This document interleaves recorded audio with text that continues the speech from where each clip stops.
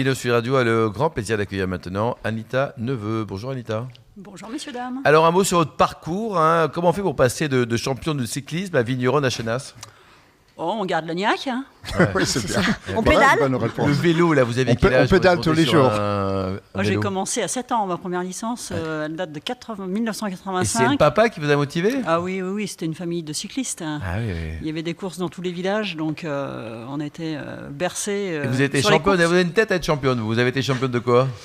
Championne déjà départementale, régionale. Après, j'ai participé au championnat de France avec ma plus belle place qui était 6e. C'était à Marmande. Et puis après, le Graal, c'était ma sélection au championnat du monde en 96 à Novo Mesto. Et ça, c'est la plus belle consécration.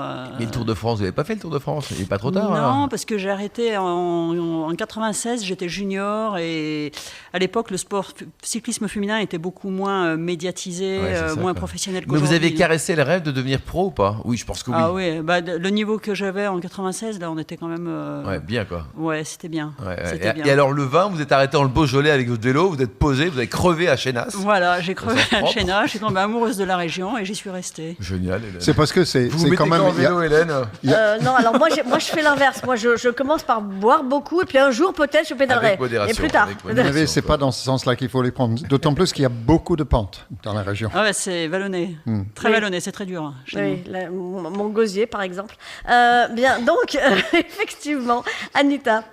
Vous avez lâché la bicyclette. D'ailleurs, est-ce que vous l'avez vraiment lâché? Vous continuez peut-être à en faire, non, en fait? je continue. Non. Oui, c'est ça. Combien de kilomètres par semaine? C'est compliqué, tout dépend les semaines, mais centaine, en fait, ça varie. Oui, une petite centaine. Ah oui, une petite centaine. Ah, bien sûr, Hélène. Oui, ça doit être ce que j'ai fait depuis 3 ans environ. Oui. Et puis, il faut qu'on garde la ligne, parce qu'avec on est quand même... on est souvent le vin, c'est un sport physique aussi. Hein. Oui, c'est ça. Bon, alors pourquoi le vin, là, Anita? En fait, moi, je suis arrivée, je connaissais pas grand-chose. Il n'y a rien qui me prédestinait à être vigneronne. Et après, au fil des rencontres, j'ai travaillé sur le domaine que j'ai repris pendant une vingtaine d'années. Donc, j'ai repris après le domaine donc en 2015. Et en fait, depuis une dizaine d'années... Comment vous avez financé l'achat? Parce que ça coûte un peu de sous, quand même. C'était des rachats déjà de sociétés dans lesquelles j'étais, dans la structure sur lesquelles je travaillais. Et voilà, après il y a eu des rachats de vignes, il y a eu des... Voilà, et puis on remonte les manches, on va au boulot et c'est bon, on arrive à faire face. Ça s'est fait. Vous aimez ce genre de discours, Hélène Pio? Moi j'adore, et alors surtout, il faut que je raconte ma rencontre avec Anita. C'était il y a quelques semaines, dans un restaurant génial à Paris où j'encourage tout le monde à aller. Ça s'appelle La Retraite du Père Claude, et c'est rue de la Convention dans le 15e arrondissement.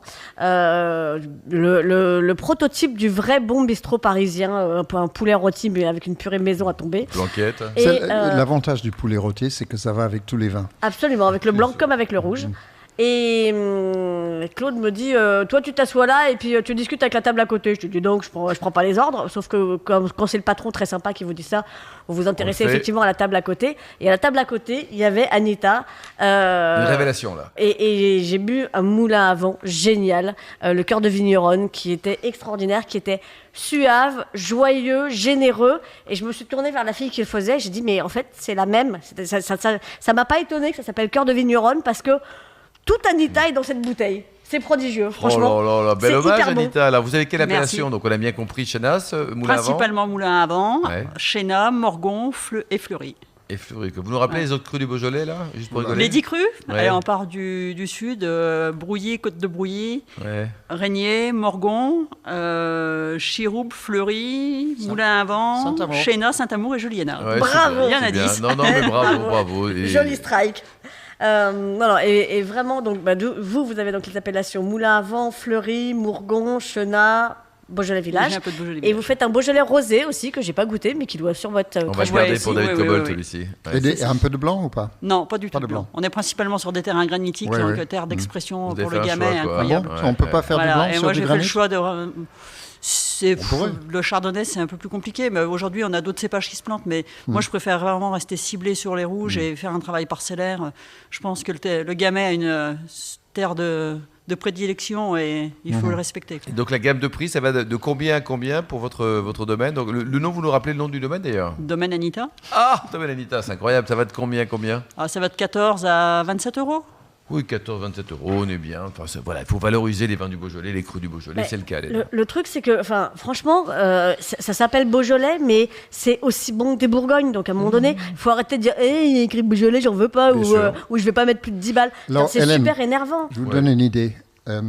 Il ne faut pas oublier qu'au début du XXe siècle, je sais que c'était avant-hier, le début du XXe siècle, les crus du Beaujolais, en tout cas les plus connus, valaient les prix du cru de la Côte d'Or. C'est vrai. Oui. Exactement le même prix, voire plus cher dans certains cas. Il y a des raisons. Et il y avait C'est des ça, raisons. il y avait des raisons et je trouve ça très bien que le niveau de prix des Beaujolais remonte parce qu'ils le C'est méritent. justifié, oui. Absolument. Donc 17 hectares, ça en fait du boulot. Oui, il y a Vous du êtes boulot. combien à bosser là? Parce que même si vous avez un vélo qui va vite, il faut les faire. Ah, on est 5 personnes. Et est-ce que vous vinifiez toujours les vins de Laurent Gérard? Bah, bien sûr. Oui. On a un contrat de mariage à long terme avec Laurent. Donc, Ah, bah, génial, eh ben, dis donc, quoi. on a des scoops. Oui, d'autant plus qu'il est de Bourg-en-Bresse comme vous. c'est ça. Donc, On a plein de similitudes. Et alors, pour la partie distribution, vous les vendez où, vos bouteilles, Anita? On vend la moitié de la production en France et la moitié à l'export. Quel Voilà, marché en particulier? sur l'export, Oui. USA, Canada, Brésil, tous les pays nordiques.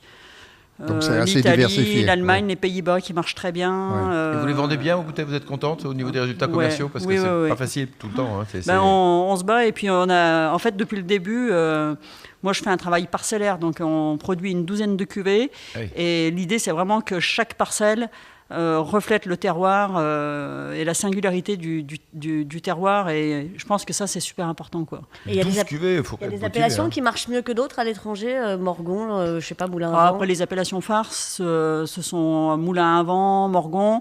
Après, il y a une appellation peut-être un petit peu moins connue, parce que c'est le plus petit cru du Beaujolais, c'est le Chénat. Mais le Chénat, c'est en règle générale le coup de cœur. Ouais.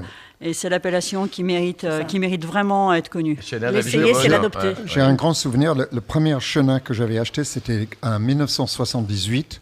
Mon année de naissance. Un club français de vin, je crois, ou un de ces clubs, ou le Cerveau Club. J'avais acheté 12 bouteilles et ce vin était un régal. En Chenin. Et ça m'a fait découvrir le Beaujolais. Oh, c'est trop Et mignon, ça, c'était David. en 82, Bon, 83. J'ai encore un magnifique. souvenir. Vous avez, Anita, un site internet, une adresse pour vous retrouver. Alors, peut-être à Paris dans le 15e, mais également sur vos terres. On peut venir vous voir, on fait toc-toc, Bien vous de- ouvrez la porte. Je vous attends. Vous avez la même banane à la radio qu'en vrai. Bah, évidemment.